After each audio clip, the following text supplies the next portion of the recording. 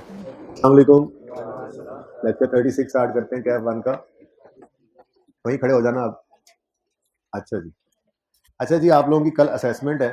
माजरत, कल एक अनइन्फॉर्म्ड छुट्टी आ गई थी, मतलब एंड पे ही इन्फॉर्म हुई। तो ये बेसिकली मैंने आपको कल लिखवाना था ताकि 2 दिन तो हो, लेकिन इतना काम नहीं है और रिवीजन भी आपने करनी है, थोड़ी हिम्मत करेंगे हो जाएगा इंशाल्लाह। तो असेसमेंट की रिवीजन के लिए ये कुछ क्वेश्चंस हैं। ऑनलाइन वाले बच्चे जो हैं उनको ये लेक्चर, चूंकि कल सवेरे 1 बजे पहुंचना है यानी रात को, इसलिए मैंने उनके के अंदर ये पिक्चर इसी तरह से टीएस से खिंचवा के भिजवा दी है। ठीक है जी।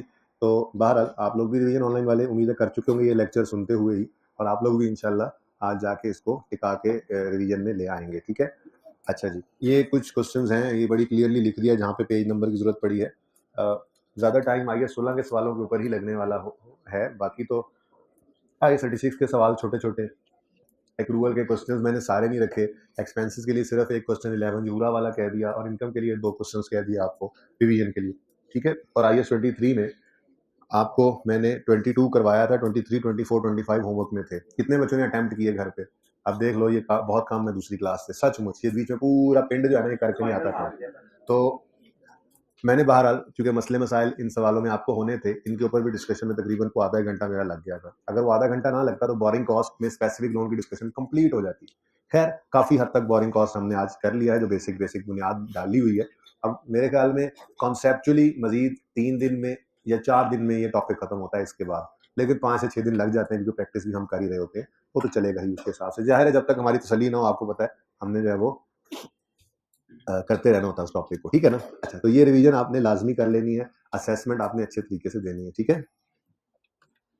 अच्छा जी, ये क्वेश्चन हमने किया था शीपू वाला, और क्वेश्चन नंबर 23 जो है ये मैं अब आपको करवा देता हूँ। 24 और 25 में भी जो मसला होगा वो डिस्कस कर लेंगे, लेकिन जब 23 की रग पकड़ी जाएगी सेमी एनुअल में, तो फिर वही क्वार्टरली हो जाए वही मंथली हो जाए, उससे कोई फर्क फिर आपको पड़ने वाला नहीं है।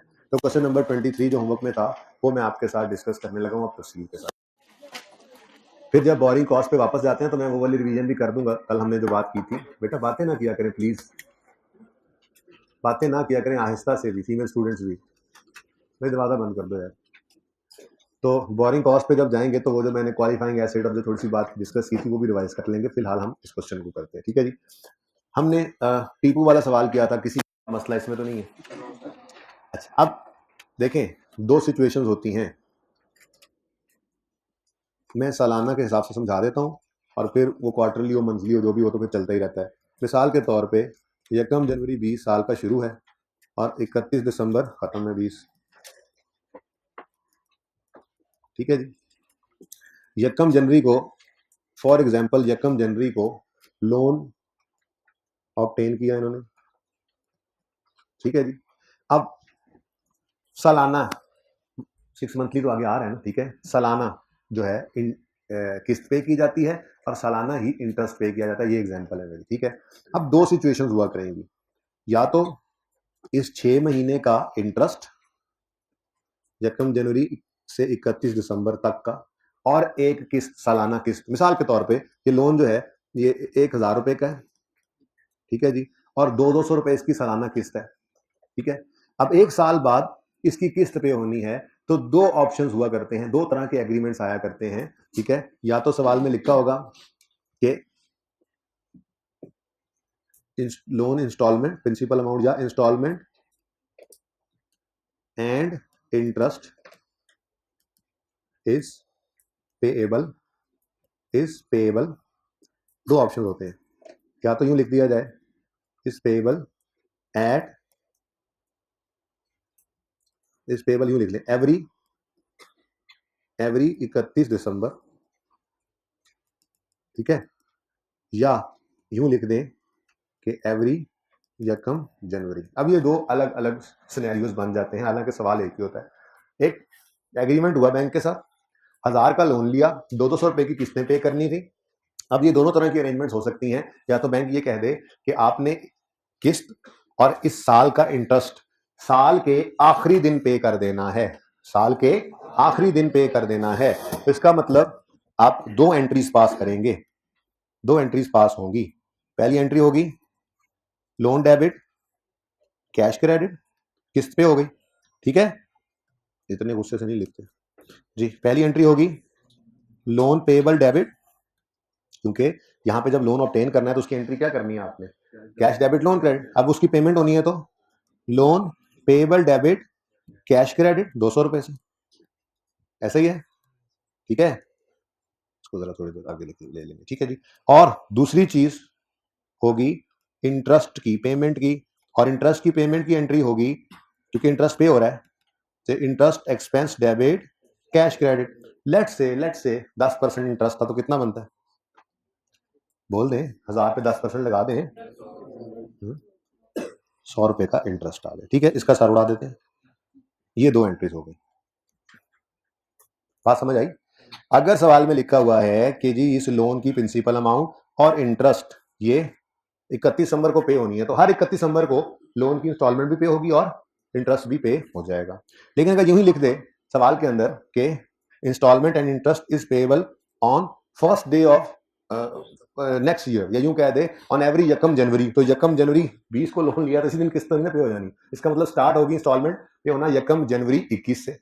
समझ आ रही है? तो ऐसे लिखा हो सकता है एवरी यकम जनवरी। ये मैंने इस सवाल के अंदर लिख दिया, जून जुलाई वाला सवाल, उस हिसाब से डेट्स बदल जाएंगे, ठीक है।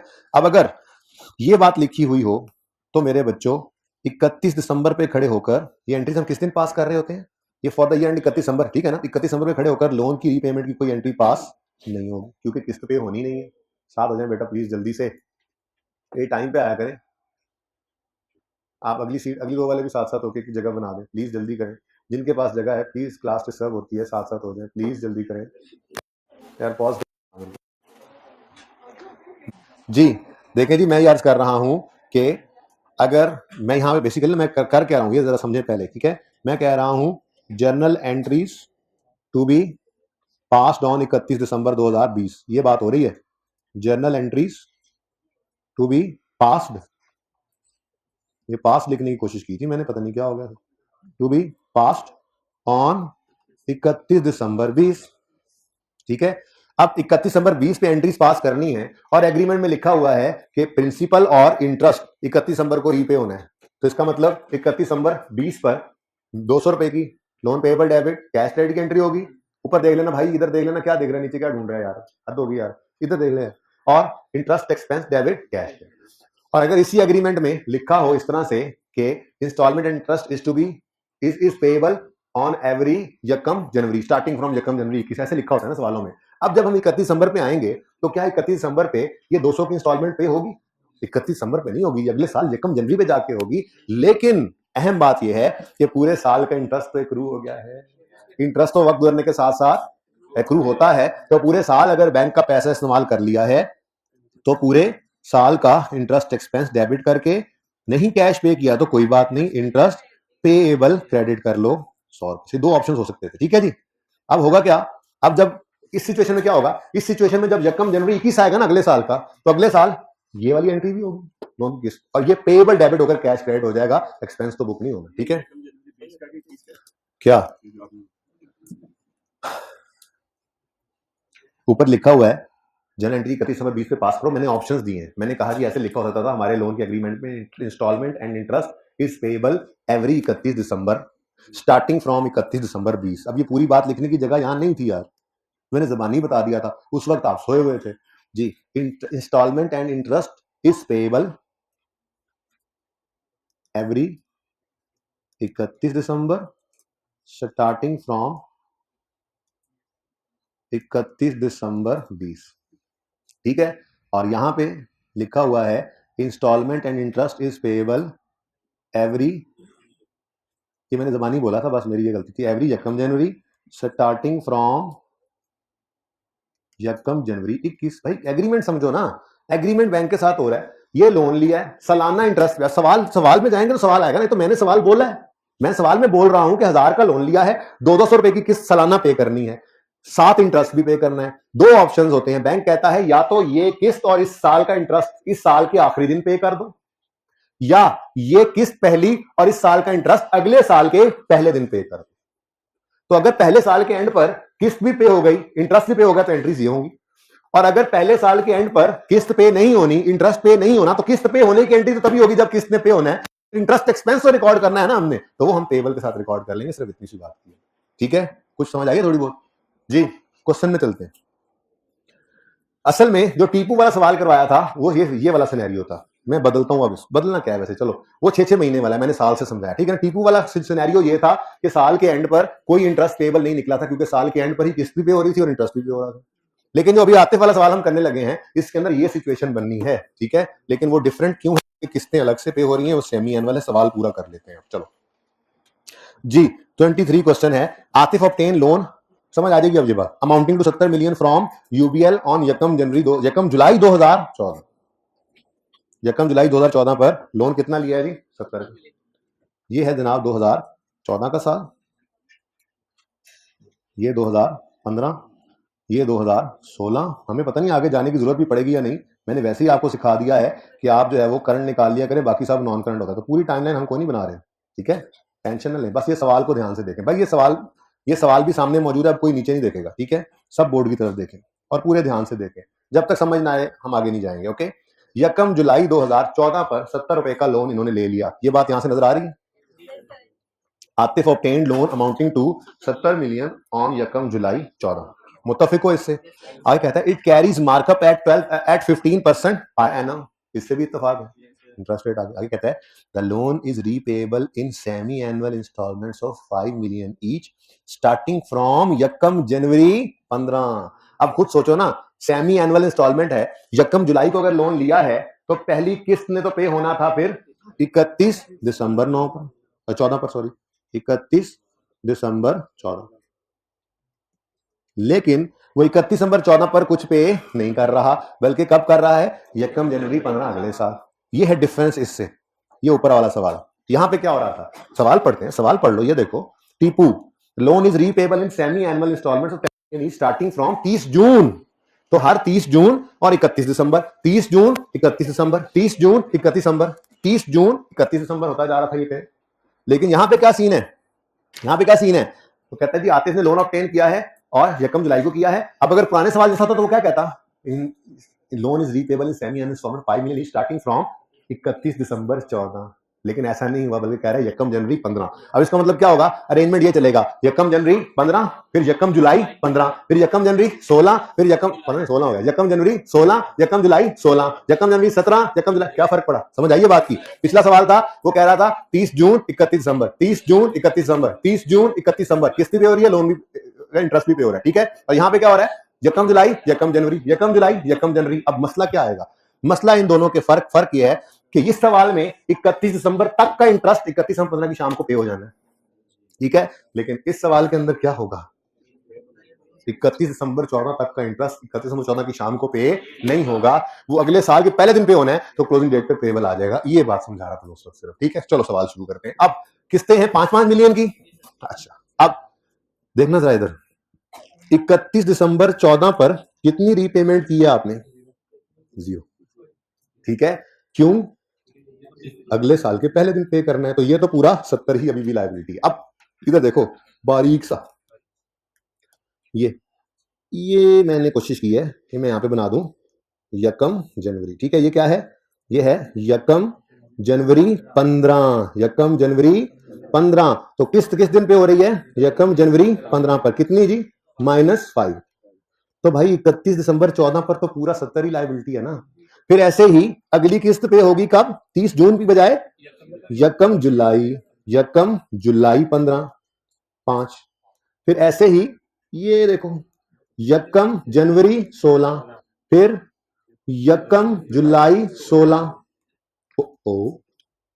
इतना गुस्सा जी, यकम जुलाई 16, फिर ऐसे ही काम आगे चलता चला जाएगा, ये किस्तें पे होती जा रही है। तो ठीक है, ये घर पे मसला आया था इस सवाल में, चलो कोई नहीं, अब नहीं रहेगा इंशाल्लाह मसला। अच्छा, अब बात कहां से निकली थी, कहां चलेगी, हम तो सादा सवाल, टाइमलाइन थोड़ी बनाते हैं, हम तो सिंपली सवाल कर लेते थे, ठीक है जी। यकम जुलाई 14 से 31 दिसंबर 14 तक कितनी अमाउंट लोन की आउटस्टैंडिंग रही जी? जैसे ऐसे इधर निकाला था उस दिन, ये कि 90 यकम जनवरी 15 से 30 जून 15 तक आउटस्टैंडिंग रहा। अब पहले 6 महीने तो लोन था ही नहीं ना, ठीक है। लोन आए किस दिन, यकम जुलाई 14 को। अब यकम जुलाई 14 से 31 दिसंबर 14 तक कितना लोन आउटस्टैंडिंग रहा? 7, ठीक है। अब ये 70 रुपए का लोन पूरा साल आउटस्टैंडिंग रहा, तो इंटरेस्ट निकालने के लिए 70 पर 15% रेट लगाओगे, लेकिन ये पूरे साल का इंटरेस्ट है भाई। हमने तो इसको सिर्फ 6 महीने पर लेकर आना है, तो इंटू 6 बाय 5.5 अब ये 5.25 बस यही है टोटल इंटरेस्ट इस साल का। ठीक है, पार्ट 1 में जो कल कैलकुलेट किया था। तो प्रॉफिट एंड लॉस के अंदर जब हम इंटरेस्ट एक्सपेंस लिखेंगे तो इंटरेस्ट एक्सपेंस 5.25 आएगा। सिर्फ एक क्यों है, इधर 2 क्यों ऐड हुए थे? क्योंकि इधर पूरा साल लोन रहा था 90 6 महीने और 80 अगले 6 महीने, तो इस तरह से लोन निकला। यहां पे लोन आया ही दरमियान में है, तो फिर आउटस्टैंडिंग सिर्फ कितने अरसे रहा है? ठीक है, समझ आ गई बात की। तो फिर एक ही दफा इंटरेस्ट निकाला हमने। लेकिन इधर देखो, अब 31 दिसंबर 14 पे कुछ भी पे नहीं हुआ। जब कुछ पे नहीं हुआ तो क्लोजिंग डेट पर पेएबल फिर कितना है? 70 का। ये लायबिलिटी है, बिल्कुल ऐसे ही जैसे ये लायबिलिटी थी, पहले साल 80 की, दूसरे साल 70 की। याद आ रहा है? अब क्लोजिंग डेट पे पूरे का पूरा 70 क्यों पेएबल है? क्योंकि 31 दिसंबर 14 की शाम को कोई इंस्टॉलमेंट पे नहीं हुई। क्योंकि अरेंजमेंट ये वाली है, जो मैं अभी जो समझा रहा था ना, कहां गया पता नहीं। ये अगर तो वो यूं कहता कि 31 दिसंबर से किस्तें पे होना शुरू हो जानी है, तो फिर 31 दिसंबर से किस्त भी पे होती और इंटरेस्ट भी पे हो जाता। लेकिन वो क्या कह गया? जरा पढ़ दो, जुमला पढ़ दो, आप पढ़ दो, मैं अब तो नहीं जा रहा, पर पढ़ दो जरा, जुमला पढ़ दो। वो क्या कह गया? Instalment and interest is payable in semi instalment starting from यकम जनवरी 15। तो जब उसने 31 दिसंबर में यकम जनवरी पर पेमेंट की, तो फिर ये वाली एंट्री नहीं हुई। जब ये एंट्री नहीं हुई तो लोन 70 का था, 70 ही है। लेकिन इंटरेस्ट सब ये भी कैलकुलेट किया है हमने, वो तो 6 महीने का आना ही है। हाँ, वो एक्सपेंस भी डेबिट होगा और पेएबल क्रेडिट होगा, कैश क्रेडिट नहीं हो रहा। तो बैलेंस शीट में जो एक नई चीज आएगी, ठीक है, आपकी कल वाली बैलेंस शीट के अंदर क्या कुछ था?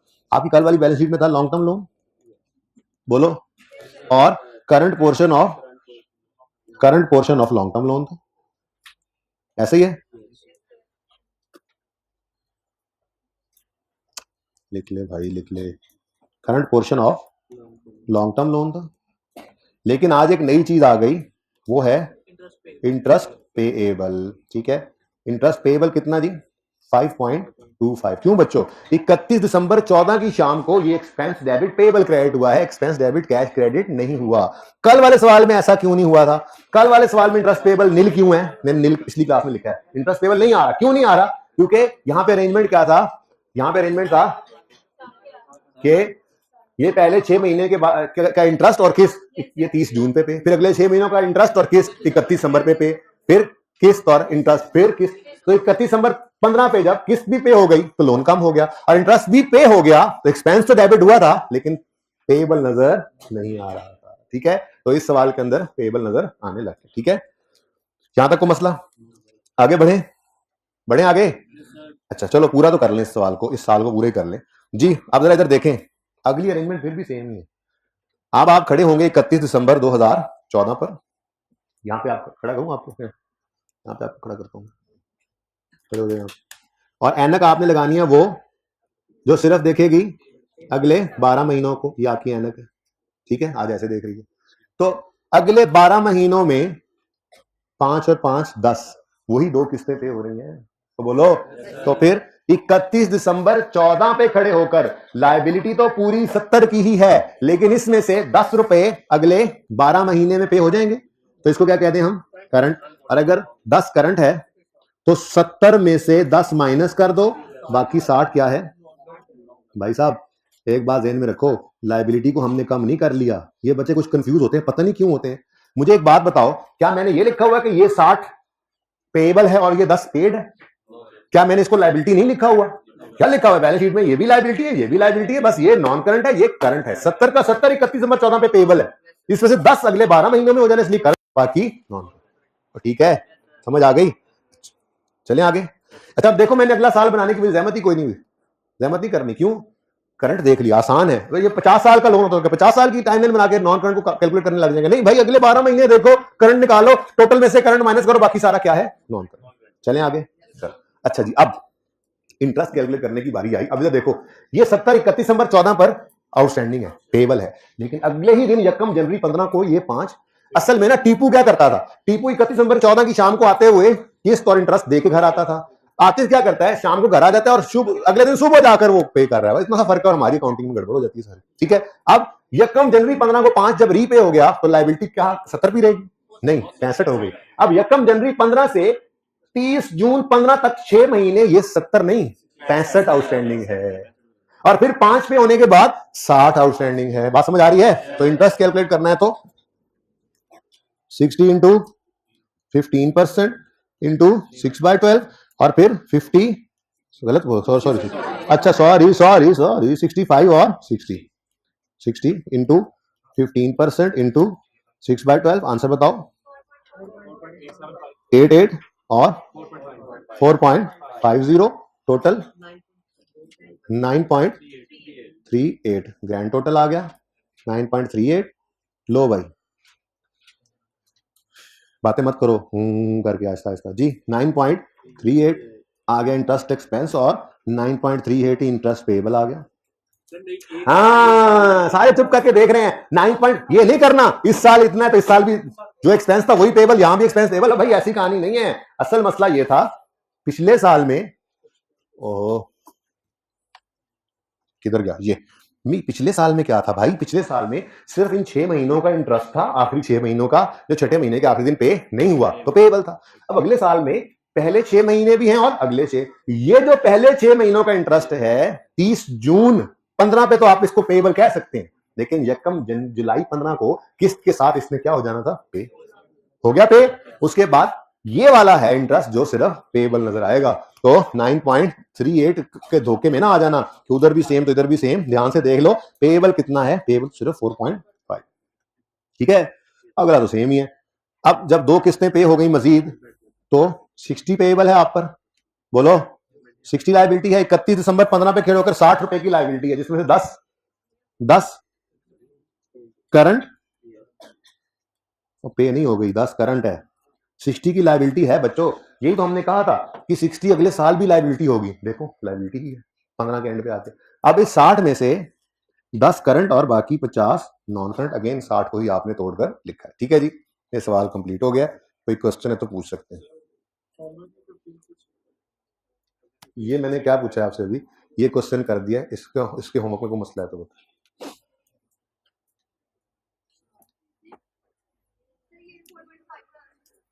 जी आपके पहले 6 महीनों का इंटरेस्ट बना 4.88, ये यकम जनवरी 15 से 30 जून 15 तक का इंटरेस्ट था, सवाल कहां से आया, और ये यकम जुलाई 15 की सुबह पे हो गया, या पेबल नहीं है। फिर यकम जुलाई 15 से 31 दिसंबर 15 तक का इंटरेस्ट बनता था 4.5, ये 31 दिसंबर 15 की शाम को पे नहीं हुआ, बल्कि अगले दिन यकम जनवरी 16 को पे होना है, तो 31 दिसंबर 15 की शाम को ये 4.5 फिर हमारा पेबल, ठीक है। और पिछले साल में तो था ही सिर्फ इन 6 महीनों का इंटरेस्ट ना, इसीलिए जो इंटरेस्ट एक्सपेंस था वही पेबल में भी नजर आ रहा है। लेकिन अगले साल में ये 2 ट्रेंचेस का इंटरेस्ट है, पहले का पे हो गया, दूसरे का पेबल। समझ आइए, समझ आइए बेटा, हाँ ना तो करया करो।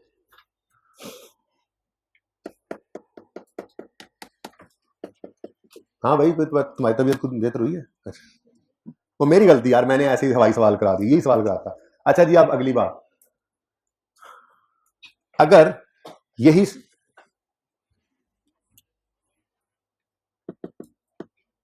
फोटोग्राफी चल रही है अभी, उसको अब ख्याल आया, सारे पिंड ने खींच लिया है। अच्छा जी, आप इधर देखें, एनुअल की जाग के सारे बैठ, एनुअल की मिसाल मैंने जबानी समझाई थी, सेमी एनुअल सवाल में आ गया। सेमी एनुअल दोनों आमने सामने है, इधर देखो, यही 2 अरेंजमेंट्स हो सकते थे ना, ये आपके सामने। किस्त और इंटरेस्ट 6 महीने के आखिरी दिन पे हो जाता है, तो क्लोजिंग में लोन भी कम हो जाता है, लायबिलिटी इंटरेस्ट की भी नजर नहीं आती। किस्त और इंटरेस्ट 6 महीने के एंड की बजाय 7वें महीने के पहले दिन पे होता है, तो फिर लोन भी कम नहीं हो रहा इस वजह से उस दिन, और पेबल भी नजर आता है इंटरेस्ट का, ठीक है। अब अगर यही कहानी हो लेकिन किस्तें और इंटरेस्ट सवाल में लिख दे बैंक वाले, एग्रीमेंट में लिख दे बैंक वाले कि ये क्वार्टरली पे होंगी, तो कोई फर्क नहीं पड़ता। आपका ये जो एक दफा आया है, ये कितनी दफा आ जाएगा, 3 महीने होते हैं एक क्वार्टर में, मैंने कई बार कहा भाई, मैं क्वार्टर, मैंने ये लाइन का बोला था कितनी दफा आएगी, ठीक है, 4। एक साल में कितने क्वार्टर होते हैं, 4, 1/4, ठीक है ना। तो 1 2 3 4 क्वार्टर इस तरह बन जाएंगे, बना देता हूं, लिखेंगे कुछ नहीं, बना देता हूं, ये आपके एक साल के अंदर 4 क्वार्टर आ जाएंगे। ये अगला सवाल है, ठीक है ना। अगले सवाल का नाम क्या है, मंसूर तैमूर, ओके मंसूर तैमूर जो भी है। अब इसमें क्वार्टरली था, ठीक है। अब यहां पे भी 2 अरेंजमेंट्स हो सकते हैं, सवाल कह दे कि इसने लोन लिया मिसाल के तौर पे, क्वार्टरली इंस्टॉलमेंट्स पे करनी है और इंटरेस्ट भी, क्वार्टर के एंड पे भी हो सकता है, अगले क्वार्टर के स्टार्ट पे भी हो सकता है। एंड पे हो तो सुकून, स्टार्ट में हो तो थोड़ी सी टेंशन, ठीक है ना। बाहर सवाल के अंदर वो स्टार्ट में, अगले क्वार्टर के स्टार्ट में। अब होगा क्या, इस क्वार्टर का इंटरेस्ट और किस क्वार्टर के एंड की बजाय अगले क्वार्टर के पहले दिन, दूसरा भी तीसरा भी, ये सही हो जाएंगे। चौथे क्वार्टर का इंटरेस्ट और किस्त वो चौथे क्वार्टर के एंड की बजाय अगले साल के पहले दिन आएगी, तो फिर ना तो उस इंस्टॉलमेंट को लोन में से माइनस करना है और ना ही इंटरेस्ट एक्सपेंस को रिकॉर्ड करना भूलना है और इंटरेस्ट पेबल के साथ ले लेना, ठीक है ना। ये सवाल इसी तरह से उससे अगला चूहे वाला सवाल है, उसमें एक्सपेंस की कैलकुलेट रेट निकालना बता दो, सिंपल सी, वो मैथमेटिक्स की अकाउंटिंग नहीं थी, वो बाद में करते हैं। फिलहाल माउस वाले सवाल में क्या है, माउस वाले सवाल में जो लोन है उसकी इंस्टॉलमेंट्स और इंटरेस्ट मंथली आ जाता है। अब मंथली है तो अगेन 12 महीने, अब वहां पे भी यही सीन होगा, 12 महीने हैं, हर महीने इंस्टॉलमेंट और इंटरेस्ट आना है, तो हर महीने का इंटरेस्ट और इंस्टॉलमेंट उस महीने के आखिरी दिन भी पे हो सकती है, अगले महीने के पहले दिन भी। अब माउस वाले सवाल में आखिर में नहीं रखा गया, वो तो आसानी होती है, बल्कि हर महीने का इंटरेस्ट और किस्त अगले महीने के पहले दिन। अब जो तो सारे मंथ चलेंगे उनका तो इसी साल के अंदर पेमेंट भी होती चली जाएगी, मसला क्या आएगा आखिरी महीने का, आखिरी महीने का इंटरेस्ट जो है वो पेबल। वही बात समझ आ गई। अगर एनुअल का सवाल है, एनुअल इंस्टॉलमेंट और एनुअल इंटरेस्ट है, ठीक है, और साल के आखिरी दिन के बजाय अगले साल के पहले दिन पे होनी है, तो फिर साल के एंड पे पूरे साल का इंटरेस्ट पेबल। सेमी एनुअल आ जाता है, सेमी एनुअल के अंदर अगर आप साल खत्म होने के अगले दिन, साल खत्म होने के अगले दिन इंटरेस्ट पे कर रहे हैं, तो फिर क्या होगा, आपके आखिरी क्वार्टर का, सॉरी आखिरी हाफ ईयर का, आखिरी 6 महीनों का इंटरेस्ट जो है वो पेबल होगा। क्वार्टरली में आ जाए तो आखिरी क्वार्टर का, मंथली में आ जाए तो आखिरी मंथ का, लेकिन सिर्फ उस सूरत में अगर आपके उस पीरियड का इंटरेस्ट और लोन जो है वो उस पीरियड के एंड की बजाय अगले पीरियड के पहले दिन पे हो रहा हो। क्लियर होगी ये बात। तो अब आपको इन सवालों में मसला नहीं होना चाहिए। तो ये तो हो गया आप क्लियर, ये मैंने लिखे हुए हैं आपकी रिवीजन के अंदर, बोरिंग कॉस्ट वाली रिवीजन के अंदर मैंने ये भी लिखे हुए हैं, ठीक है ना। अच्छा 24 के अंदर बस क्वार्टरली इंस्टॉलमेंट है, बाकी सब कहानी सेम है, ठीक है, ध्यान से इसको देख लेना। और माउस वाले में मंथली इंस्टॉलमेंट है, बस ये एक छोटी सी चीज लिखी हुई थी, इट कैरीज इंटरेस्ट एट 0.25। ऐसी मैथमेटिक्स ये आसान सी चीजों से परेशान ना हुआ करें, ठीक है। ये यहीं पर ही लिखा हुआ है, देखो देखो क्या लिखा हुआ है, 0.25 पर 1000, तो मैंने लिख दिया 0.25 पर 1000। लेकिन बेटा ये ना उसने कहा हुआ है पर डे, ये एक दिन का इंटरेस्ट रेट निकल आएगा, लेकिन हम तो एनुअल के साथ चलते हैं। अगर सवाल खामोश हो तो 365 डेज लिया करो, वरना 360 सवाल खुद कह देता है। तो ये आ जाएगा 9.125%, ठीक है। ये इंटरेस्ट रेट आपने यूज कर लेना, ओके। बाकी सवाल तो सारा डिस्कस कर लिया, बस इसमें मंथली था, ओके सही है ना। तो इधर देखो ये क्वेश्चन 23 मैंने करवा दिया, 24 25 भी मैंने होमवर्क के अंदर ये रिवीजन के अंदर रखे हुए हैं, ठीक है। इस तरह का सवाल आपको टेस्ट में दिया जा सकता है, पूरे ध्यान से इत्मीनान से करके आइएगा इसको, ठीक है। अच्छा चलें जी, कोई क्वेश्चन यहां तक है तो पूछ लें, यहां तक कोई भाई कह रहे हैं कुछ 17 16 17 का कुछ कह रहे थे, क्या भाई 16 17 क्या, ओ भाई 16 17 वाले, ये वसीम अकरम वाले सवाल के अंदर नहीं, 16 में एक मसला कोई नहीं था भाई। इधर देखो किधर गया भाई 16 17 वाला, आपने कौन था कोई तो, अच्छा सुने, वैसे मैंने ये बात डिस्कस करनी है थोड़ी सी, ये होमवर्क में था सवाल, बाकी सारे होमवर्क वाले हो गए थे, हो तो ये भी गया होगा, लेकिन थोड़ा सा चेंज था। मैंने आपको समझाया था कल लोन पेएबल, लोन पेएबल अगर लोन लिया जाए तो लोन के आने पर एंट्री होती है cash debit loan payable credit. अब ये किसी का पैसा आपके पास आया है तो आप इंटरेस्ट पे करेंगे, तो इंटरेस्ट एक्सपेंस डेबिट कैश या पेएबल क्रेडिट। लेकिन अगर आप किसी को लोन दे दें तो फ्यूचर में वो लोन आपको वापस आना है, ये आपका एसेट होता है। तो ऐसी सूरत के अंदर आप कैश पे करते हैं, एंट्री बनेगी लोन पेएबल नहीं, loan receivable debit cash credit. और ऐसी सूरत में आप इंटरेस्ट पे नहीं करेंगे, रिसीव करेंगे, तो कैश या receivable debit interest income credit, ये दोनों में फर्क था। इधर देखें, अगर कंपनी लोन ऑब्टेन करे तो cash debit loan payable credit, और इंटरेस्ट एक्सपेंस डेबिट और कैश या पेएबल क्रेडिट, ठीक है। और अगर लोन रिसीव किया जाए, loan company sorry loan receive नहीं, लोन अगर दे रही है कंपनी तो loan receivable debit cash credit, और कैश या इंटरेस्ट रिसीवेबल डेबिट और इंटरेस्ट इनकम क्रेडिट। बस इतना सा फर्क था इस सवाल के अंदर जो आपको अब्दुल रज़ाक वाला मिला।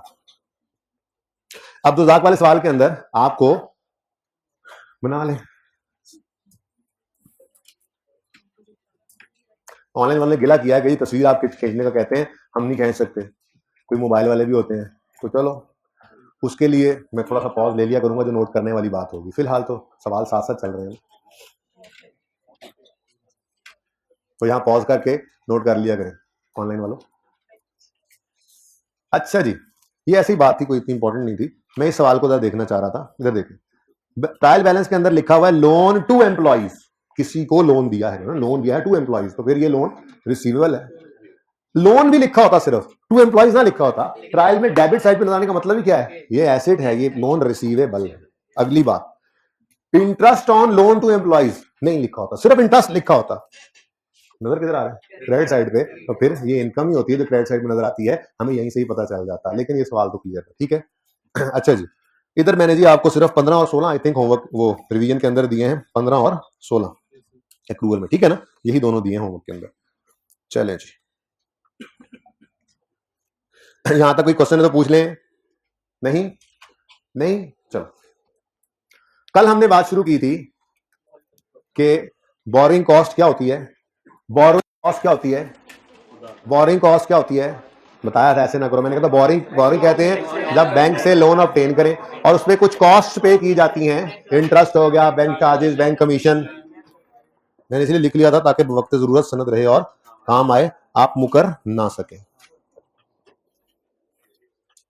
ये आपकी क्लास का लिखा हुआ अभी तक पढ़ा जी, बोरोइंग कॉस्ट। पिछली क्लास में मैंने यही दिखाया, आपकी क्लास में लिखा था मैंने, आपकी क्लास में लिखा दोबारा था ना जरा असल में, इसलिए दोबारा उनको ये वाला दिखा देता, वरना उनकी क्लास में लिखा तो था जी। Borrowing loan obtain from bank, मिसाल के तौर एंट्री होती है cash debit, loan payable credit. उसके बाद कॉस्ट, इंटरेस्ट भी हो सकता है, बैंक चार्जेस भी हो सकता है, बैंक कमीशन भी हो सकता है, ठीक है। तो उसकी एंट्री होती है, अगर इंटरेस्ट है तो interest expense debit, cash credit, table भी हो सकता है, लेकिन मैं कैश लिखा हुआ, ठीक है। बैंक चार्जेस तो bank charges debit, cash credit. Bank commission तो bank commission debit, cash credit. ये एक्सपेंसेस हैं जो बोरिंग के ऊपर पे किए जाते हैं। यहां तक को मसला। अगली बात मैंने आपको बताई थी, क्वालिफाइंग एसेट क्या होता है। मैंने कहा था, क्या कहा था,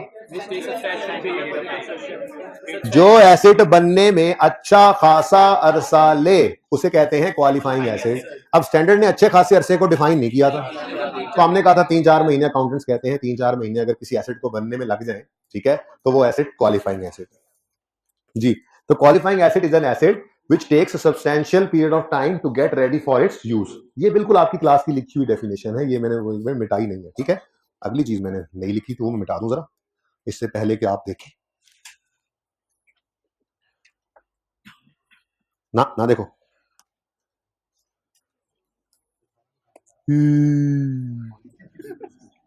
हाँ, नई चीज ही सिर्फ लिखनी है ना, बाकी सारा कुछ मिटाना ही है ना, नई चीज लिखनी है, तो आपकी क्लास में लिखा हुआ था जी। क्वालिफाइंग एसिड नहीं, वो बताया था ना, लिखवाया नहीं था, लिखूंगा मैं दोबारा आपकी क्लास में, ठीक है जी। क्वालिफाइंग एसिड क्या है, एक ऐसा एसिड जो बनने में अच्छा खासा अरसा ले, ठीक है जी। कुछ एग्जांपल्स मैंने लिखी पिछली क्लास में, और आंसर आपने मुझे कर देना है। नकल तो नहीं की होगी किसी ने, मुझे पता है, पास होने वालों ने नकल नहीं की। टेल परचेज्ड अ बिल्डिंग, क्वालिफाइंग एसिड है, क्यों, ये क्वालिफाइंग एसिड नहीं है, परचेज है। रेडी स्टेडी एप्पल गो, खरीदी, चाबी घुमाई, अंदर फर्नीचर रखा, इस्तेमाल करना शुरू। ये कौन सा बनने में अच्छा खासा अरसा ले। Dolens constructed a building in 8 months, this is a qualifying asset जी, बिल्कुल बनने में अच्छा खासा अरसा लगा। पेशेंट परचेज एन एसी, बना बनाया एसिड होता है। Package is installed a plant in 9 months, qualifying acid, ठीक है। अच्छा, ऐसी लेन में आ गई बात एक, इन्वेंट्री, इन्वेंट्री क्वालिफाइंग एसिड होगा। मेरा सवाल ही पूरा नहीं है। देखो ऐसी नहीं, इन्वेंट्री अगर मैस में प्रोड्यूस होती है, आपका प्लांट चलता है और खड़क खड़क खड़क खड़क यूनिट्स बन रहे हैं, तो वो क्वालिफाइंग एसिड नहीं है। लेकिन बच्चों, ये जो हवाई जहाज या बहरी जहाज बनाने वाली कंपनी है, ये हवाई जहाज या बहरी जहाज किस लिए बनाती हैं, बेचने के लिए। यानी इनके लिए ये हवाई जहाज या बहरी जहाज क्या होगा, इन्वेंट्री। और क्या हवाई जहाज या बहरी जहाज ऐसे प्लांट ऑन करें तो खड़क खड़क खड़क खड़क करके बन रहे होते हैं, या अच्छा खासा अरसा लेता है कोई एक एसिड। तो अगर कोई ऐसी इन्वेंट्री भी हो ना जो बनने में अच्छा खासा अरसा ले, तो वो भी क्वालिफाइंग एसिड हो सकती है, ठीक है। तो which take, विचार के साथ क्या हुआ, substantial period time to get ready for its use, ठीक है। इसके अंदर आप पीपीई को भी ले सकते हैं, आप इन्वेंट्री को भी ले सकते हैं, और आने वाले दिनों में मैं पढ़ाऊंगा, तो वो आने वाले दिनों में जो आपने पढ़ना है वो होगा इन्वेस्टमेंट प्रॉपर्टी, वो भी यहाँ आ सकता है, और FAR2 में जाके पढ़ेंगे आप इंटेंजिबल, वो भी यहाँ आ सकता है, ठीक है ना। तो वो इंशाल्लाह फिर फिलहाल ये दो काफी एग्जाम्पल्स, ठीक है, PPE और इन्वेंटरी। ओके, अच्छा जी, अब अगली बात करते हैं। ये बात भी मैंने आपके साथ कल आपकी क्लास में की थी, ये बिल्कुल आपकी क्लास का बना हुआ ही ये नक्शा है, बस इसमें मैंने सिर्फ इस तरफ ना सिर्फ ये ऐड किया इस क्लास में, ठीक है ना। ये आज नया समझाया था, रिवीजन चल रही है ना अभी। तो मैंने कहा था, पहले मैंने लिख दी plant debit cash credit, transportation expense debit cash credit और installation expense debit cash credit, फिर आपने रोला डाला तो हमने इसको काट दिया। हमने कहा नहीं नहीं नहीं, ये तो डायरेक्टली एट्रीब्यूटेबल कॉस्ट है, इन्हें तो एसिटी कॉस्ट में ऐड करते हैं, ठीक है ना। तो फिर हमने कहा था कि ये प्लांट ये एक्सपेंस डेबिट कैश क्रेडिट नहीं, ये प्लांट डेबिट कैश क्रेडिट है, और इसका तरीका हमने ये रखा हुआ था, 500 कॉस्ट लेते थे, less trade discount, add directly attributed खर्चे, टोटल अमाउंट आती थी, उससे एंट्री करते थे प्लांट डेबिट कैश क्रेडिट। तो ये 500 तो प्लांट की कॉस्ट थी ही थी, ये 60 रुपए जो हमने प्लांट की कॉस्ट में ऐड किए थे, इस 60 को प्लांट की कॉस्ट में ऐड करना कहलाता है कैपिटलाइजेशन ऑफ कॉस्ट, ठीक है। और ये कैपिटलाइजेशन ऑफ कॉस्ट हमें किसने किसने कहा है कि करनी होती है, IAS 16, ठीक है। IAS 16 में क्या कहता है कि आप डायरेक्टली एट्रीब्यूटेबल कॉस्ट्स को एसेट की कॉस्ट में ऐड कर दें, और ये जो हमने डायरेक्टली एट्रीब्यूटेबल कॉस्ट्स को एसेट की कॉस्ट में ऐड किया है, इस ऐड करने को कहा जाता है कैपिटलाइजेशन ऑफ कॉस्ट, ठीक है, सही है। अब एक नई चीज आई, वो था IAS 23 बोरोइंग कॉस्ट, और वो ये कहने लगा कि अगर कोई क्वालिफाइंग एसेट बना रहे हैं और उस एसेट को बनाने के लिए आपने कोई लोन लिया है बैंक से, तो उस लोन पर जो इंटरेस्ट पे करोगे उसे एसेट की कॉस्ट में ऐड कर देना, एसेट की कॉस्ट में ऐड कर देना। ये भी एसेट कॉस्ट में ऐड हुए थे, और ये क्या था, कैपिटलाइजेशन ऑफ कॉस्ट। अगर हम बोरोइंग कॉस्ट को एसेट कॉस्ट में ऐड करेंगे तो वो भी क्या कहलाएगा फिर, कैपिटलाइजेशन ऑफ बोरोइंग कॉस्ट, ठीक है। इसका मतलब ये जो आप एंट्री कर रहे थे, ये interest expense debit cash credit, अब ये भी बदल कर क्या हो जाएगी, PPE asset debit cash credit, asset debit cash, boring cost को एक्सपेंस बनाने की बजाय एसेट कॉस्ट में ऐड कर देंगे, ठीक है, ठीक है। चलो पहले ये तो लिख लें, जो मैंने पहले लिखा हुआ था, पता नहीं अब जुमला वो अच्छा लिखा होता तो वैसे लिख सकता हूँ या नहीं, देखते हैं। मैंने लिखा हुआ था बोरिंग कॉस्ट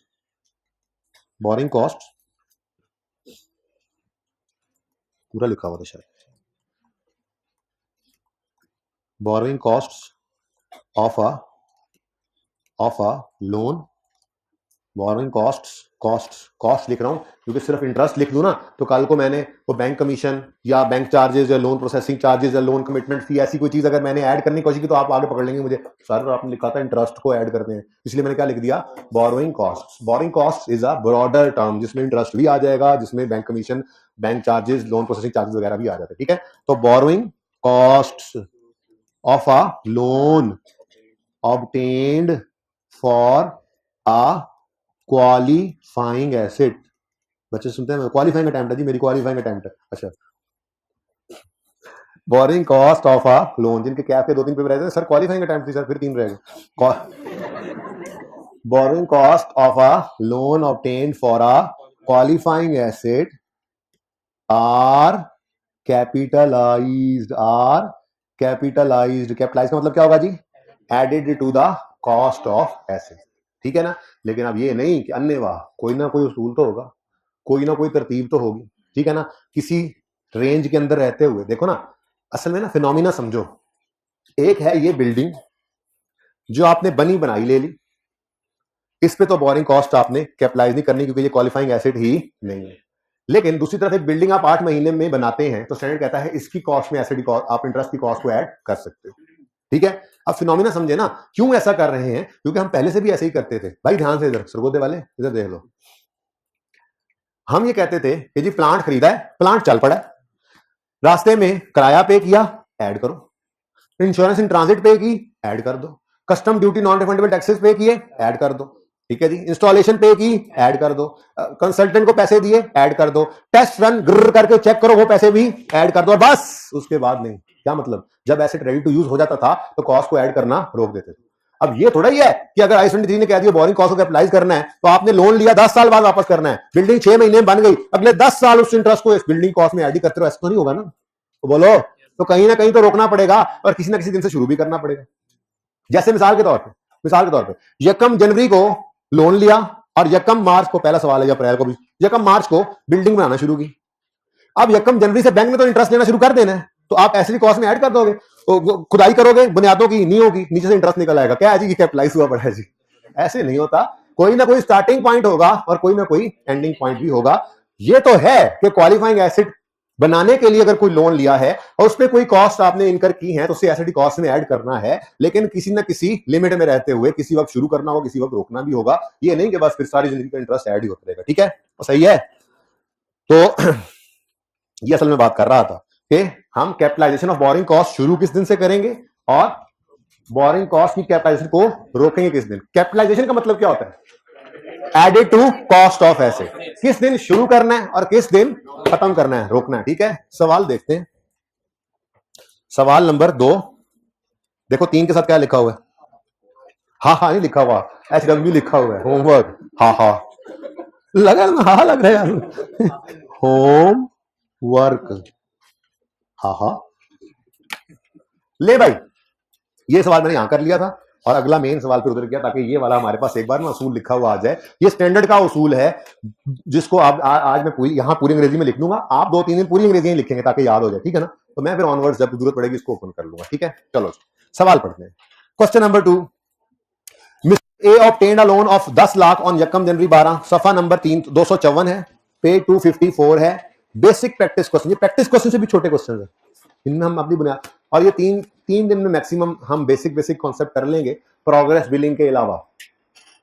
बोरिंग उस पे 1 दिन लगता है बस, ठीक है ना। तो है तो ये मैक्सिमम 4 दिन का टॉपिक, लेकिन 5-6 दिन अभी मजीद इस दिन के अलावा लग ही जाएंगे, प्रैक्टिस भी करनी होती है। फिर आप लोगों को पता है, आप तसल्ली तक और मेरी तसल्ली तक हम आगे तो नहीं जाते, लेकिन टॉपिक अब छोटे छोटे ही हैं। ये अब अगले 3 टॉपिक में सबसे लंबा यही है, जिसमें मैं कह रहा हूँ कि मतलब 4 दिन में हो जाए ना, हम 6 दिन फिर भी लगाएंगे, 6 दिन हम लगाएंगे। उसके बाद इन्वेस्टमेंट प्रॉपर्टी है, 3 दिन का टॉपिक है। गवर्नमेंट ग्रांट है, 2 से 3 दिन का टॉपिक। आगे चल के कोई अगर लेंथी टॉपिक है तो वो एनपीओ है, कैश फ्लो है, जिन पे 10 से 11 लेक्चर मैक्सिमम लगते हैं। वो कैश फ्लो पे, एनपीओ पे उसे 7-8 दिन लगते हैं। यानी कि जो आईएस 16 का खौफनाक ख्वाब देखा है ना आपने, 22 लेक्चर्स वाला, और अभी भी कुछ चीजें पेंडिंग है, ये आपको इसके अलावा कहीं पे भी नहीं मिलेगा, लेकिन आईएस 16 हर जगह मिलेगा, ठीक है ना। ओके, लेकिन तसल्ली से इत्मीनान से करते जाने, हम कहीं पे दौड़ नहीं लगाएंगे, कोई बात नहीं, यहाँ पे जाके कुछ एक्स्ट्रा पढ़ लेंगे। ये थोड़ी किसी टॉपिक को हम दौड़ लगा के करेंगे, वो नहीं करेंगे, आराम सुकून से जब टॉपिक की तसल्ली हो जाएगी फिर अगला टॉपिक शुरू करेंगे, ऐसे ही चलते जाएंगे इंशाल्लाह, ठीक है, यहां तक के पेपर तक पहुंच जाए आप लोग। A obtained a loan of 10 lakh on यकम January 12 at a rate of 15% per annum for construction of a building. तो ये लोन स्पेसिफिकली इसने ऑब्टेन किया है, इसको कहा जाता है स्पेसिफिक लोन। बच्चों कल की क्लास में होपफुली मैं जनरल लोन की डिस्कशन पे पहुंच जाऊंगा, फिर परसों उसकी प्रैक्टिस दोनों की मिलाकर भी शायद कर ले, लेकिन जनरल लोन जब तक जिंदगी में नहीं है आपके, फिर बस यही है ना सामने पड़ा हुआ है। स्पेसिफिक लोन किसे कहते हैं? वो लोन जो आपने स्पेसिफिकली ऑब्टेन किया है for construction of qualifying asset, ठीक है जी, ओके। चलो अच्छा, ऑन यकम March 12 he started construction work on which date he also made first payment of construction. अब वही बात जो मैं कर रहा था कि लोन तो ले लिया यकम जनवरी को, अब बैंक ने तो लोन के ऊपर इंटरेस्ट लेना शुरू करना है यकम जनवरी से, लेकिन बिल्डिंग कंस्ट्रक्शन शुरू कर रहे हो यकम मार्च से, तो बेतुकी बात नहीं बनेगी कि यकम जनवरी से ऐड करने लग जाओ, समझ रहे हो ना। अच्छा, ऐसे ही कंस्ट्रक्शन वर्क 31 अक्टूबर को कंप्लीट हो जाना है, ठीक है, तो क्या उसके बाद भी इंटरेस्ट को ऐड किए जाओगे? बेतुकी बात है, ऐसे जब रेडी टू यूज हो जाए तो हम कोई भी कॉस्ट उसमें ऐड नहीं करते मजीद, ठीक है ना। तो एक उसूल स्टैंडर्ड ने बता दिया। वैसे सवाल की रिक्वायरमेंट है टोटल बोरिंग कॉस्ट कितनी है, वो तो 1 मिनट का काम है। देखो सवाल में कहीं लिखा हुआ है कि लोन रीपे हो गया, मैंने पूरा सवाल पढ़ दिया है। ए ऑब्टेन्ड अ लोन यकम जनवरी एट 15%, स्पेसिफिक लोन है, यकम मार्च को काम शुरू हुआ, 30 अक्टूबर को काम खत्म हो गया, सवाल खत्म। कहीं पे लिखा हुआ है लोन रीपे हो गया? नहीं लिखा हुआ, तो क्या हम खुद से अज्यूम कर लें? कोई जरूरत नहीं अज्यूम करने की। इसका मतलब यह है कि लोन पूरा साल आउटस्टैंडिंग रहा, लोन पूरा साल आउटस्टैंडिंग रहा, तो total interest, total borrowing cost, यानी जो बैंक को पैसे देने, टोटल बोरिंग कॉस्ट क्या है जी? बैंक वालों, ऐसे नहीं लिखता, वैसे लिख नहीं सकते, बैंक वालों को कितना इंटरेस्ट देना है। तो बैंक वालों को इससे क्या क्या IAS 23 क्या कहता है, और बिल्डिंग कब कंस्ट्रक्शन शुरू कर रहा हो, बैंक वालों ने आपको यकम जनवरी को इंटरेस्ट ये लोन दे दिया, यकम जनवरी से इंटरेस्ट शुरू हो गया, क्रू हो ना। 31 दिसंबर तक कोई किस्त पे नहीं हुई, तो मतलब पूरा साल ये 10 लाख का 10 लाख क्या रहा? आउटस्टैंडिंग, बाहर खड़ा रहा, ठीक है, आउटस्टैंडिंग। तो 10 लाख कितने परसेंट पे लिया है? इंटू 15, पूरा साल है जी, पूरा साल कितना बनता है जी?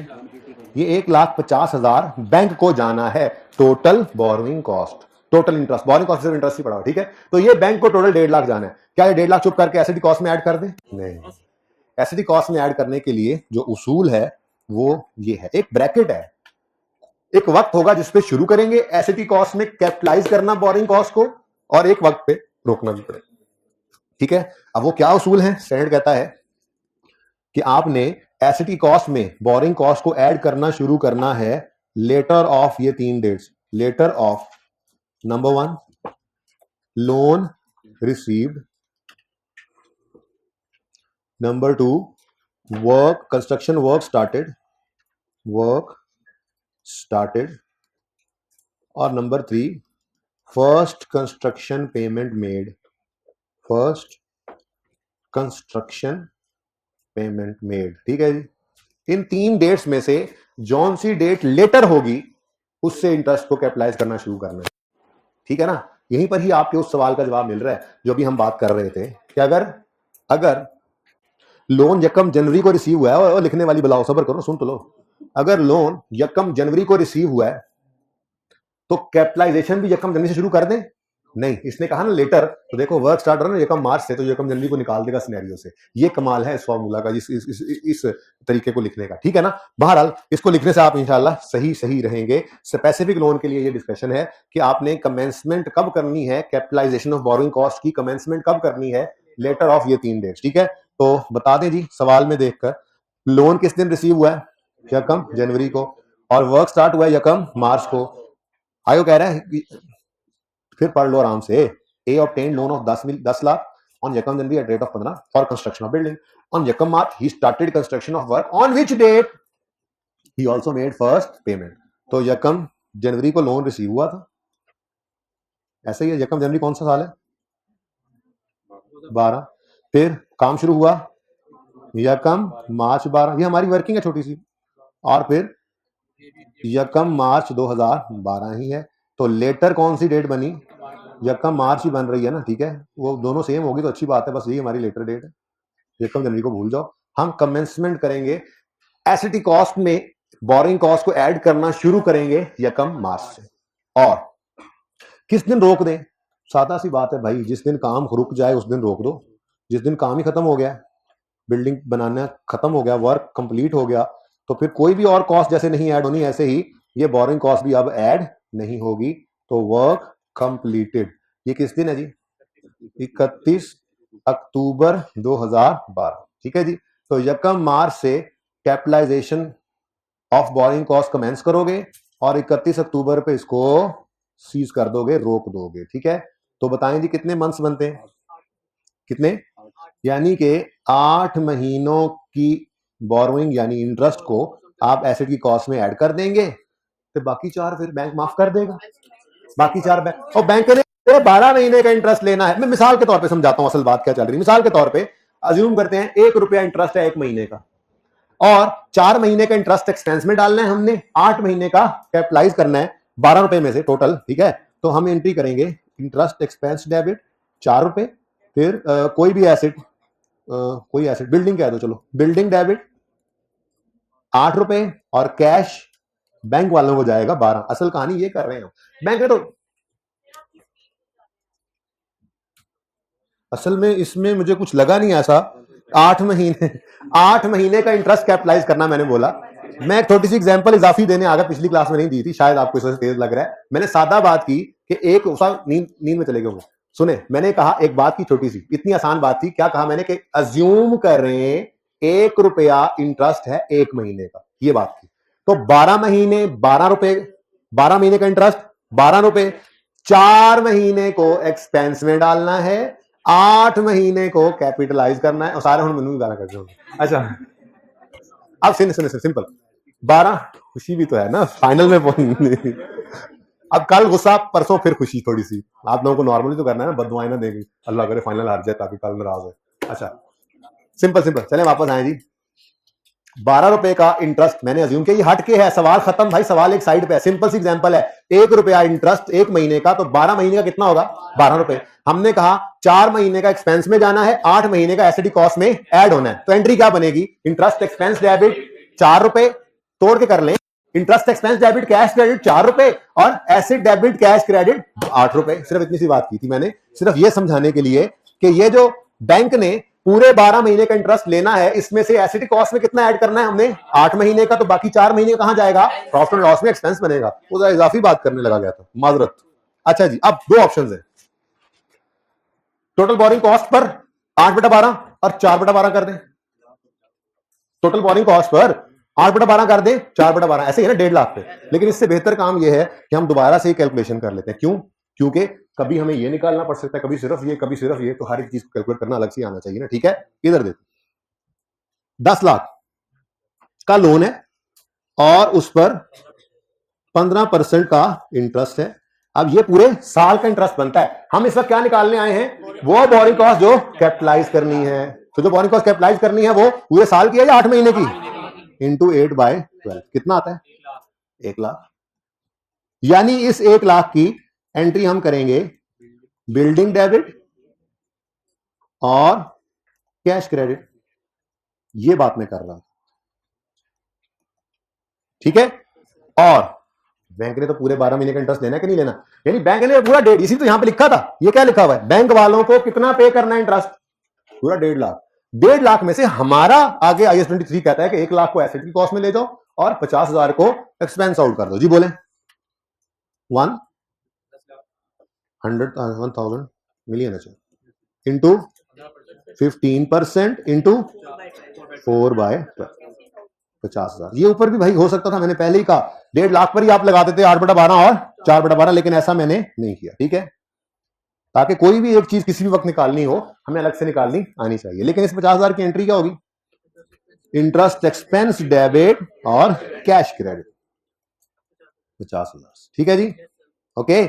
लेकिन ये बात रिक्वायरमेंट का हिस्सा नहीं थी, ये जो मैंने लाइन लगाई है इससे ऊपर ऊपर रिक्वायरमेंट है बस। ठीक है, हमने कहा था जी क्या कर दो, टोटल बोरिंग कॉस्ट निकाल दो, borrowing cost to be capitalise निकाल दो, borrowing cost to be expense out निकाल दो। और हमने ये उसूल सीख लिया, ये कैपिटलाइज है, ये उसूल सिर्फ इस हिस्से के लिए।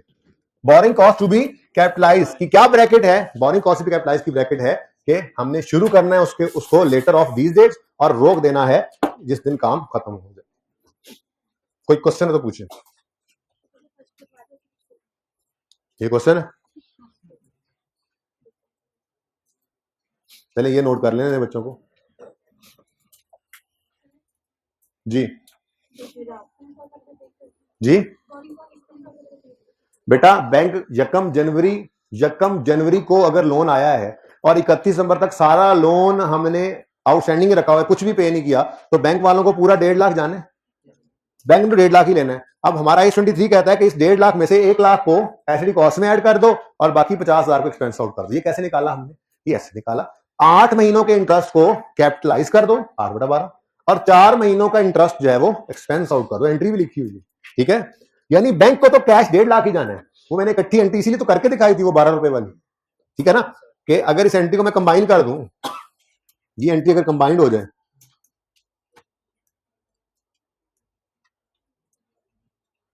ये दोनों एंट्रीज को कंबाइन कर दें अगर, तो ये एंट्री यूं बनेगी ना, बिल्डिंग डेबिट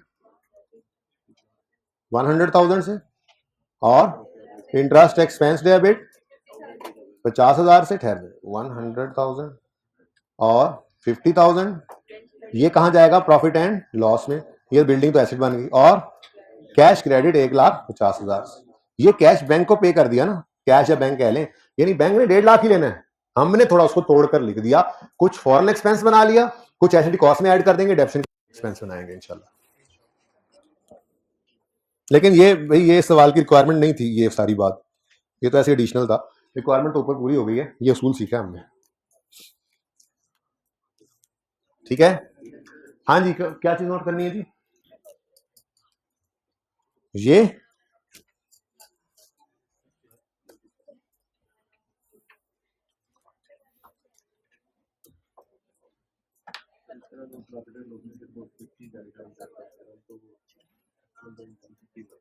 भाई साहब पूछ रहे हैं इस तरह तो प्रॉफिट एंड लॉस में 50 का एक्सपेंस जाएगा, जबकि एक्चुअल तो 150 का एक्सपेंस है। गलत कह रहे हैं आप, 150 का एक्सपेंस है ही नहीं, एक्सपेंस तो 50 का है, बाकी 100 तो एसेट है।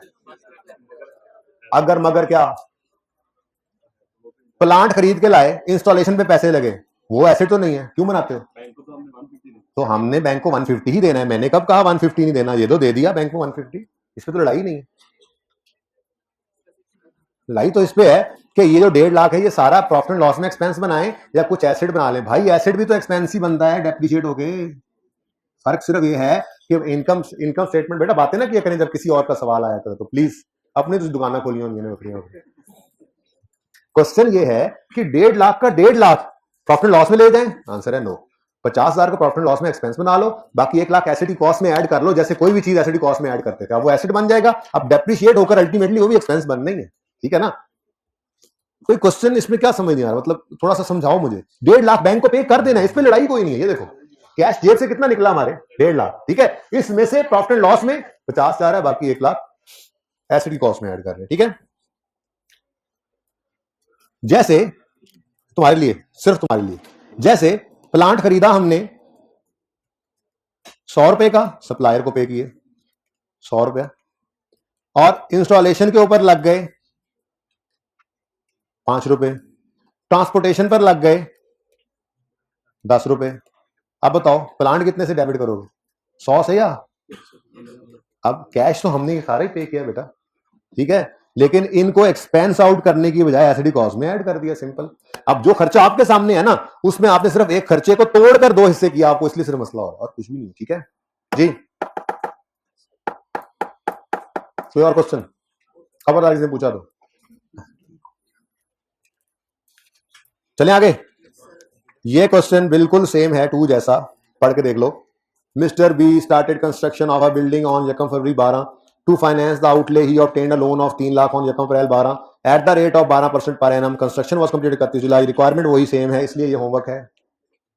तेजी से बोला मैंने, सेम क्वेश्चन। क्वेश्चन नंबर 1, असल सवाल शुरू होता है अब। जो अभी तक हमने पढ़ा वो सारा तो रिवाइज होगा ही, लेकिन हम नेक्स्ट लेवल पे जाएंगे सवाल में।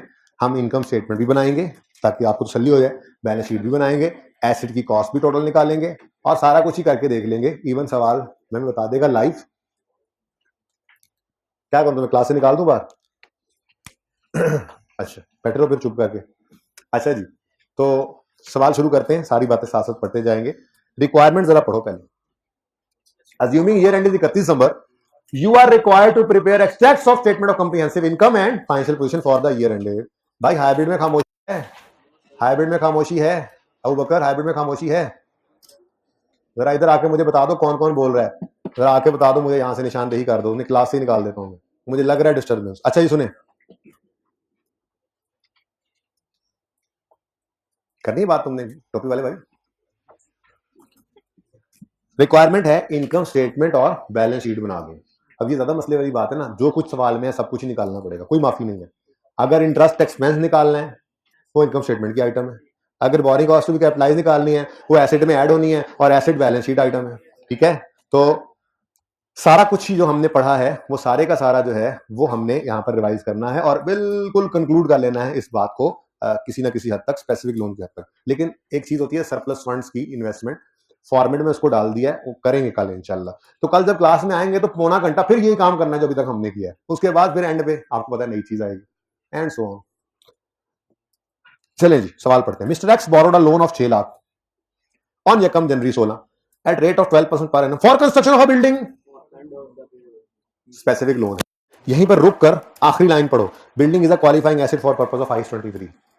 ये नाम ही लिखा हो तो ऊपर जब पीरियड देखेंगे ना हम उसके बनने का तो नजर आ जाएगा कि क्वालिफाइंग एसेट ही है, ठीक है। बहरहाल अगर लोन स्पेसिफिकली ऑब्टेन किया for construction of qualifying asset तो इस पर पे होने वाला इंटरेस्ट हमने कैपिटलाइज करना है।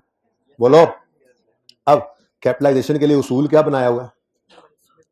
ये कमेंस करेंगे letter of loan received, work started, first payment, first construction payment से, और सीजेशन वर्क कंप्लीट। आपने पूरी अंग्रेजी लिखनी है, ये शॉर्टकट दूसरे तीसरे दिन आपको अलाउ कर दूंगा।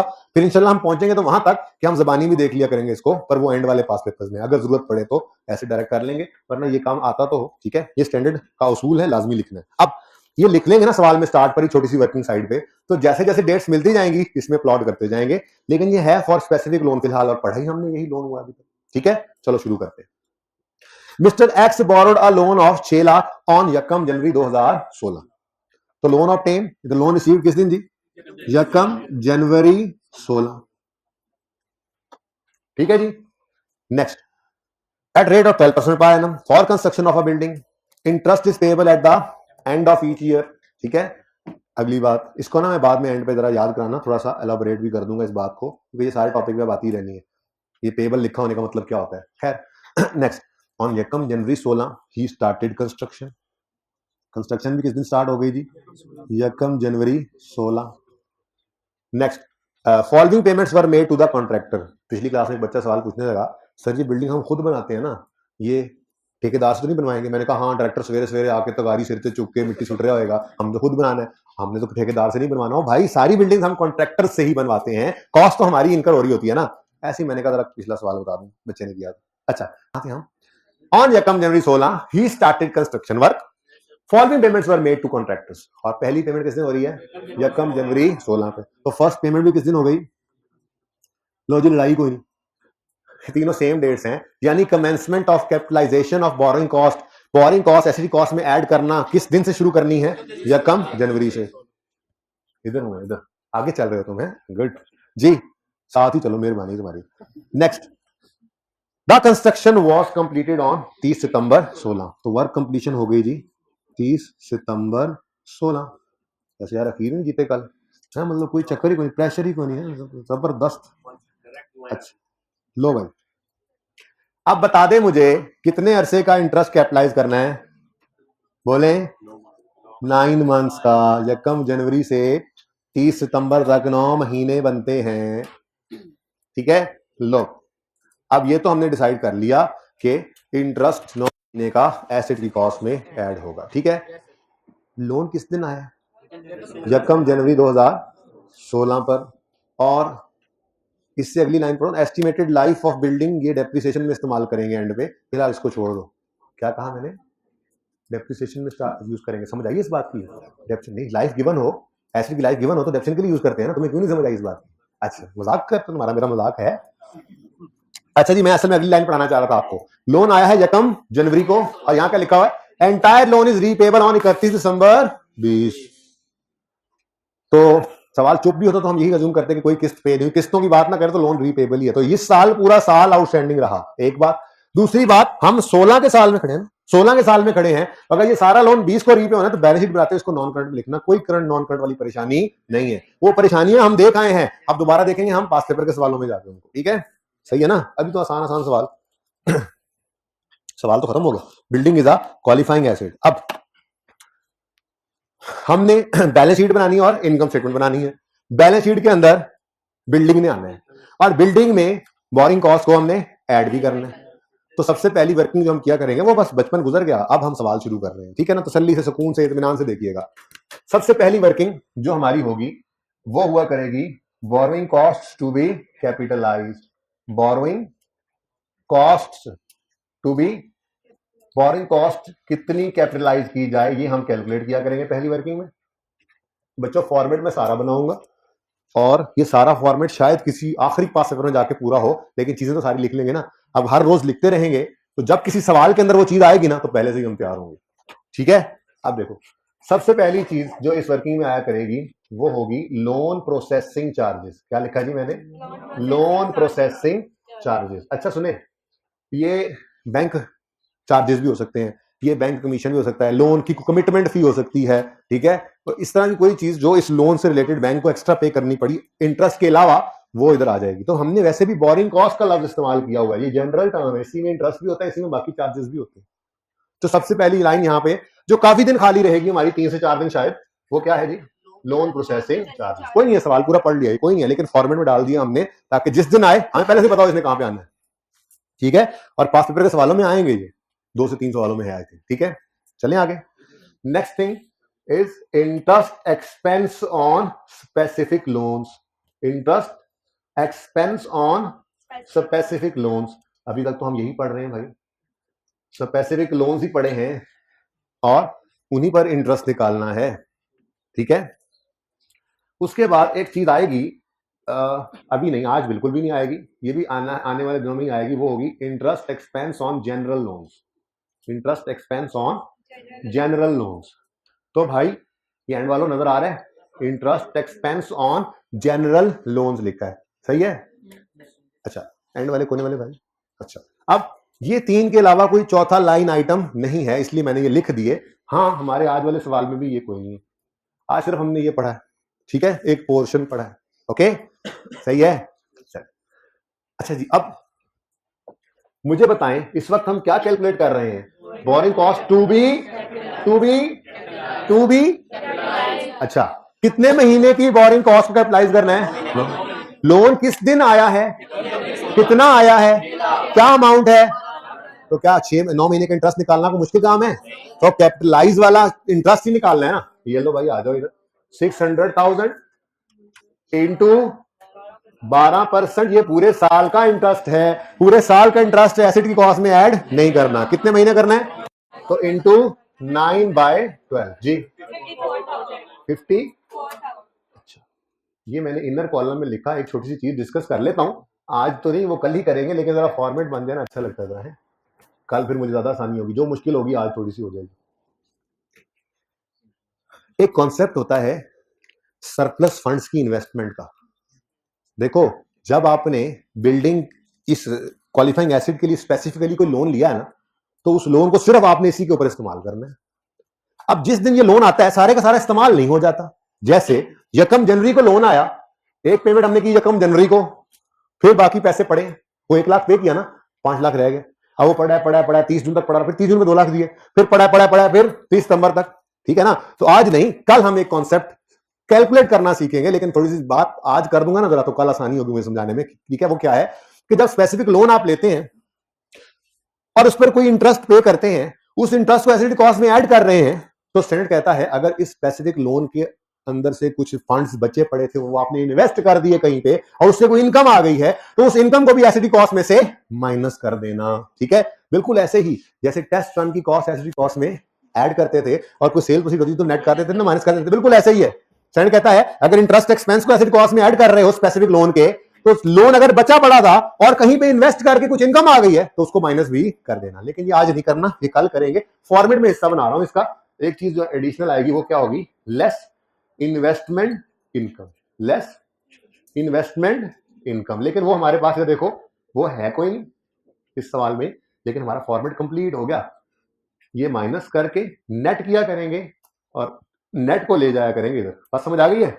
आज के सवाल में तो ये नहीं है, लेकिन ये हुआ करेगी कल से, ठीक है। तो ना तो ये लिखने की आज जरूरत थी पहली लाइन, ना ये लिखने की जरूरत थी, ना ये जो थोड़ी देर पहले सिखाया है ना, सिर्फ इतना सही रिक्वायर्ड था आज लिखना, लेकिन फॉर्मेट हमने पूरा ही बना दिया, ओके सही है। अब मुझे बताओ 1 2 3 ऐड करके टोटल क्या आ रहा है? 54,000। ये 54,000 क्या है? ये वो बोरिंग कॉस्ट है जो आपने एसेट की कॉस्ट में ऐड कर देनी है। ठीक हो गया? डन? यहां तक कोई मसला है तो पूछ। वो मसला नहीं है बनाने में, कल बताऊंगा, मैं फॉर्मेट बना ले, ठीक है। फिलहाल तो देखिए कि चीज आई है ना, इतने इंटरेस्ट को एसेट कॉस्ट में ऐड करना है बस, ठीक है। समझे? फॉर्मेट का हिस्सा अभी मैंने वो समझाया ही नहीं, कल बकायदा समझाऊंगा, नहीं कैलकुलेशन करूंगा, सवाल में आएगा, एक नहीं 2-3 सवाल करेंगे इसके, फिर तसल्ली हो जाएगी, ठीक है। है नहीं ना, है नहीं, होता तो हो जाता ना। देखो ये 0 जमा 54,000 जमा 0 इज इक्वल टू 54,000, कुछ होता तो ऐड करते हैं ना बेटा। हमने जनरल लोन पढ़ लिया, आपको पता है जनरल लोन क्या होता है? नहीं ना, बस छोड़े इस बात, स्पेसिफिक लोन को ऐड कर दिया है, सिर्फ उसको इसलिए ऐड कर रहे हैं कभी पढ़ा सिर्फ वो है। जब ये पढ़ाऊंगा तो समझा दूंगा ना बेटा, जब देखेंगे, जब आएगा तब देखना ना। अभी जो चीज सीखी है हमने, मैंने आपको अर्ज किया, इधर देखो, ना ये लिखने की जरूरत थी, ना ये लिखने की जरूरत थी, ना ये लिखने की जरूरत थी, बस यही आंसर था। हमने जरा तैयारी की है कल की, ये कल की आसानियां हैं, ओके। जो चीज यहां सवाल में नहीं है उसको सोचने की कोई जरूरत नहीं है, ठीक है ना। वो जब आएगी तो मैं समझाऊंगा इंशाल्लाह। अभी मैं कौन सा घर चला गया, मैं करूँ बस हर गांव को और आगे समझा। दुनिया का निजाम किसी के जाने से नहीं रुकता, पढ़ा देगा कोई ना कोई आपको आके। सुनो अब, यहां तक को मसला, borrowing cost to be capitalise की फिगर में कोई मसला, बोरिंग कॉस्ट जितनी कैपिटलाइज होनी है वो समझ आती है, बस ये अभी वही फिगर निकाली है मैंने, ये वाली। ये बस इतनी सी बात अभी तक मैंने की है। वो तो फॉर्मेट बना दिया, कुछ चीजें ऐसी हैं जो अभी तक आई नहीं सवाल में, एहतियातन लिख ली हमने। चलें जी नेक्स्ट। नहीं बेटा तुम चुप नहीं करना, मैं क्या क्या थक गया, आप कहना थोड़ी चुप करेंगे। अच्छा सुने नेक्स्ट, उस्ताद की बात नहीं मानती है ये। सुने बॉरिंग कॉस्ट भी कैपिटलाइज निकल आया। अब अगली बात है कॉस्ट ऑफ बिल्डिंग निकालने, working to cost of building. भाई एक बात याद रखना, ये IS 23 बोरिंग कॉस्ट का टॉपिक शुरू हुआ है तो ये ना भूल जाना कि बिल्डिंग की कॉस्ट में ईंटें, बजरी, सीमेंट, रेत, सरिया, गारा, मिट्टी लगता है, वो अपनी जगह कायम है। यानी बिल्डिंग की दरअसल ज्यादा मेन कॉस्ट अभी भी वही है जो बिल्डिंग बनने पे लगनी है। ये तो एक वैसे चीज उन्होंने ऐड कर दी कि अगर कोई क्वालिफाइंग एसेट है, इंटरेस्ट लिया, लोन लिया, इंटरेस्ट पे किया तो उसको भी एसेट की कॉस्ट में ऐड कर देना। आप समझते हैं उसको ही करना है, यानी क्या सिर्फ एसेट की कॉस्ट 54,000 होगी? नहीं, अब असल कहानी ना भूल जाना। बिल्डिंग की कॉस्ट में सबसे मेन चीज होती है कंस्ट्रक्शन कॉस्ट। सबसे मेन चीज क्या होती है जी? हाँ जी, वही मटेरियल, लेबर, ओवरहेड्स, ठीक है, जिनसे ये बिल्डिंग बनती है। IS 23 शुरू कर लो तो ये ना भूल जाना कि ये बिल्डिंग कॉस्ट का पार्ट बनते हैं। ये वही पेमेंट्स है जो हमने ठेकेदार साहब को दी है। इधर देखो, following payments are made to contractor. 1 lakh, 2 lakh, 3 lakh, ये टोटल 6 लाख है। मानना कि टोटल, लेकिन मैं तोड़ के लिख रहा हूं, पता नहीं क्यों, कोई आगे चीज सिखानी होगी। टोटल कंस्ट्रक्शन कॉस्ट कितनी है? 100,000। ये चेंज करना जरा, ब्लू वाला। नेक्स्ट, प्लस 200,000 प्लस 300,000, टोटल भी लिख सकते थे। यानी ये टोटल 600,000 जो है, ये एसेट की कॉस्ट में ऐड होने वाली पहली चीज है। 6 लाख की तो बिल्डिंग बन ही रही है भाई, ठीक है। ये 6 लाख क्या है जी? बिल्डिंग की कॉस्ट के एक आइटम। असल में कॉस्ट जो होती थी, बोरिंग कॉस्ट हमने आज पढ़ी है, यहां तक कोई मसला नहीं। नेक्स्ट, हमने बिल्डिंग बनानी थी, हमने एक मैप बनवाया और उसको LDA से अप्रूव कराया। हमारी कोई फीस, मैप बनवाने पे कोई फीस लगी, अप्रूवल पे कोई फीस लगी, ये कॉस्ट है। बोलो कॉस्ट आई ना? क्या करें, एसेट कॉस्ट में ऐड करें? बिल्कुल करेंगे, जरूरी खर्चा है, इसके बगैर कोई नहीं बिल्डिंग बनाने देगा यहाँ पे, ठीक है। इसका मतलब कोई मैप फी है, या आपने कोई LDA से परमिट लिया है कि हम यहां बिल्डिंग बना लें, उन्होंने कहा जी बना ले फीस पे करके, तो परमिट फी या मैप फी अगर कोई होती सवाल में, एसेट कॉस्ट में ऐड करते हैं। मैं फॉर्मेट वो आपको आज बनवाऊंगा जो एंड तक हम बनाएंगे, इससे इजाफी कोई चीज डालनी नहीं पड़ेगी इंशाल्लाह, ठीक है। तो अगर होती मैप फी या परमिट फी तो वो भी एसेट कॉस्ट में ऐड हो जाते हैं। फिर हमने कोई इंजीनियर को कंसल्टेंट बुलाया, ठीक है, उससे कुछ मशवरे लिए, कंसल्टेंट को कोई फी पे कर दी, जरूरी है या नहीं? जरूरी है, एसेट कॉस्ट में ऐड होनी है। अगर सवाल में होती तो आज कुछ भी नहीं। और ये दोनों चीजें एसेट की कॉस्ट में ऐड कर दो, ये हमें किसने कहा? IS 23 ने। नहीं, ये पुराना ही है, ये वो IS 16 जो भी कह रहा था प्लांट में इंस्टॉलेशन ट्रांसपोर्टेशन ऐड कर दो, अभी थोड़ी देर पहले मैंने ओपन किया था क्लास के शुरू में, ठीक है। ये वही स्टैंडर्ड IS 16 है जो ये कहता है कि आपने कॉस्ट को एसेट की कॉस्ट में ऐड, ठीक है। और अब आती है वो चीज जो हमने आज नहीं पढ़ी, ठीक है। बोरोइंग कॉस्ट एसेट कॉस्ट में ऐड करनी है, कितनी? ये उसने, हमने यहां पे निकाला borrowing cost to be capitalise, और यहां पर ये बोरिंग कॉस्ट आकर हो गई कैपिटलाइज। तो बोरोइंग कॉस्ट वर्किंग नंबर 1 से ये जनाब 54,000, समझ आई? सही है। तो ये टोटल कॉस्ट बिल्डिंग की अब कितनी बन गई? 6,54,000। कोई और चीज होती तो वो भी ऐड हो जाता ना, मटेरियल, लेबर, ओवरहेड ऐड किया, फिर ये चीजें ऐड नहीं है तो बस ठीक है, जीरो। सिर्फ आपकी तैयारी करवाइए, कभी आ जाए तो इधर लिख लेना, क्योंकि कहीं ये ना हो, इधर देखो, कहीं ये ना हो मैप फी, परमिट फी यहां लिखी पड़ी हो आपकी, या लोन प्रोसेसिंग चार्जेस यहां लिखे पड़े हो। थोड़ा फर्क तो होना चाहिए ना। अल्टीमेटली ऐड तो दोनों चीजें हो रही है, लेकिन पता तो हो कौन सी चीज कहां से ऐड होनी है, ठीक है। यहां तक को मसला। ये एसेट कंप्लीट हो गया है 30 सितंबर पे, तो ये कम अक्टूबर से डेप्रिसिएट हो सकता है? बोलो, बिल्डिंग कंप्लीट हो गई ना, एस्टिमेटेड लाइफ कितनी है? 5 साल। तो वर्किंग फी में यहां पर डेप्रिसिएशन भी कर, मैं रिक्वायरमेंट पे गया ही। डेप्रिसिएशन एक्सपेंस इधर देखो, 6,54,000 कॉस्ट है, 5 साल लाइफ है, लेकिन पूरे साल की डेप्रिसिएशन नहीं ले लेनी। अक्टूबर, नवंबर, दिसंबर, 30 सितंबर को कंप्लीट हुई ना, अक्टूबर, नवंबर, दिसंबर, 3 महीने की डेप्रिसिएशन 32,000, ठीक है। ये क्या आ गया जी? Depreciation expense. Profit and loss account की एक्सट्रैक्ट्स बनाएंगे हम, ये तो अब कुछ भी नहीं रह गया, असल काम तो हमने कर लिया, सिर्फ 1 साल की है जी। 31 दिसंबर कौन सा, 16। सवाल तो देख रहे अंदाजे से, हाँ 12, ये क्या बात है। अच्छा, और बैलेंस शीट के एक्सट्रैक्ट्स बना लेते हैं जी। ये भी 31 दिसंबर 16। अच्छा,